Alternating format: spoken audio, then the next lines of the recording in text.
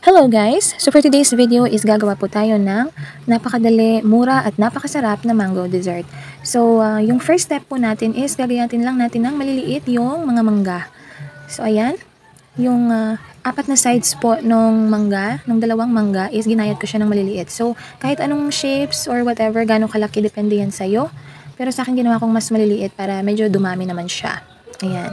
So, yung 4 sides lang po yung gaganituhin natin. Ayan, sinescrape ko din yung mga natitira pang laman sa pinaka-skin ng mangga kasi sayang din.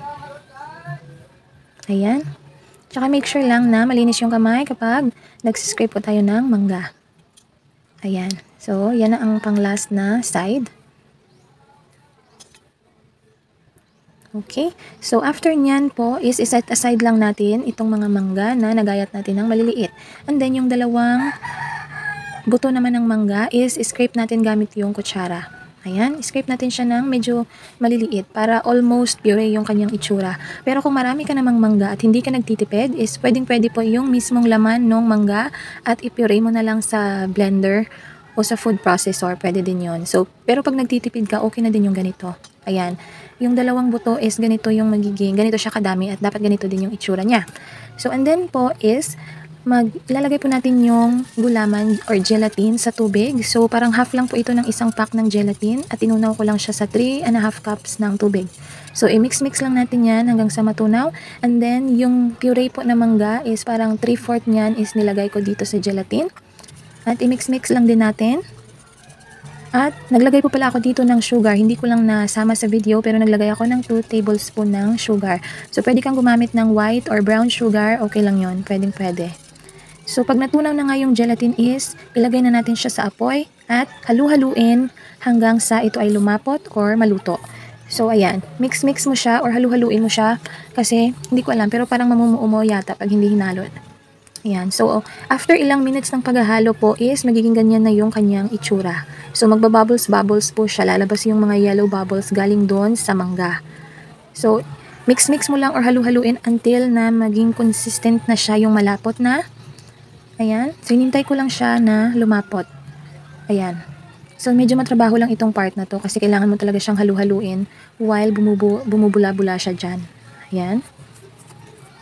So, hinintay ko lang talaga na lumapot. Depende pa rin sa'yo. Kahit yung unang kulo naman is pwede na. Pero sa akin gusto ko medyo ano pa siya eh. So, ayan. After nyan is, ilagay lang po siya sa isang lalagyan. So, any container. Ayan. So, ito lang naman yung container na meron ako dito. Kaya dyan ko siya nilagay. And then, doon sa isang maliit na container din. So, marami na actually yung nagawa ko doon sa half lang na gelatin. Half ng isang pack. So, after nyan, nilagay ko siya sa ref, tapos pinalamig ng ilang minutes, and then, nung malamig na siya is, pwede na siyang gayat-gayatin ng maliliit. Ayan. So, any shape, or kahit gano'ng kakalalaki, pwede rin, pwede na. Kahit ano, depende na lang yan sa'yo. Kung perfectionist ka, edi gayatin mo siya ng pino or ng magagandang cubes. So, sa akin, okay lang naman kahit anong mga shape dyan. Ayan. Ayan, bongga. So, minadali ko lang kasi, kaya parang ano lang, parang kung ano-ano na lang yan. Basta importante magayat siya. So, pero mas maganda to pag maganda yung pagkaka-cubes mo. Tsaka ang ganda pala ng white gelatin kasi parang crystal siya tingnan. Tapos may mga granules ng mangga. So, ayan, nilagay ko lang siya dyan sa malaking lalagyanan. Ayan. And then after nyan guys, is ihahalo natin siya dun sa mangga, sa laman ng mangga na ginayat natin kanina. Ayan, so i-combine lang yan. Napaka-easy lang naman ng recipe nito. Pero I assure you, sobrang sarap niya talaga. Ayan, so mix-mix lang. Mekos-mekos lang tayo hanggang sa magsama yung mga gelatin at yung mangga. Ayan. Actually, madami na pala siya. Kahit na konti lang yung ingredients, madami na. Dumami naman siya. And then, gumamit lang po ako dito ng maliit na pack ng cream. So, kahit anong cream ay pwede po natin gamitin. So, ayan, maliit na pack lang. So, mura lang talaga. Ayan, and then after nyan is, naglagay po ako ng 3/4 cups ng fresh milk. Ayan. So, pwede po tayong gumamit ng fresh milk, pwede din condensed, or kahit yung powdered milk na tinimpla, pwede din yon. Anything na, na available sa inyo. Ayan, so maganda. Pero mas masarap talaga siya pag condensed, evap or fresh milk. So, ayan, tapos lagyan natin ng condensed. So, yung condensed naman is depende lang din kung gaano katamis yung gusto mo. So, gumamit lang din ako dito ng maliit na condensed can at hindi ko pa nga siya naubos. Parang 3/4 lang kasi ayaw ko naman ng matamis na matamis talaga. Ayan. So, mekos-mekos lang at almost done na tayo. At sobrang bango pala talaga ng mangga. Yan, so mix-mix lang yan hanggang sa mag-well combined. At madami na yun talaga yung nagawa. So, syempre titikman mo kung tama na sa'yo yung lasa, diba?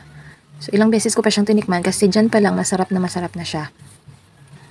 And then, wag mo natin kakalimutan lagyan ng powdered milk. So, kahit anong powdered milk ay pwede. Isa po talaga to sa mga secret weapons ng masasarap na mga dessert na katulad nito. So, any brand is pwede pero mas masarap po talaga based on my experience yung Bear brand na powdered milk. So, nilagyan ko lang siya dyan ng mga 2 kutsarang powdered milk. And then, okay na yan. Nilagay ko na siya sa lalagyan, pero nalimutan ko na kailangan pa palang i-add yung natitirang puree. Kanina, yung 1/4 na puree. So, dyan ko na lang siya minix sa kanyang container. And then, after nyan guys, is pwede na natin siyang ilagay sa ref. At mas masarap to kainin pagkabukas. Pero 5 hours, pwede na din. So, kinabukasan ko na to siya kinain.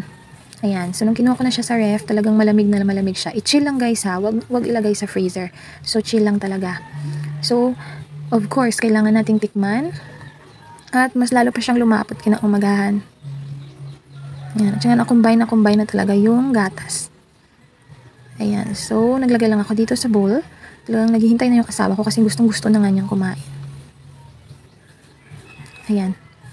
Sobrang sarap niya guys. Try it to believe it. Ano pa hinihintay mo? Gawin mo na, okay? Bye-bye!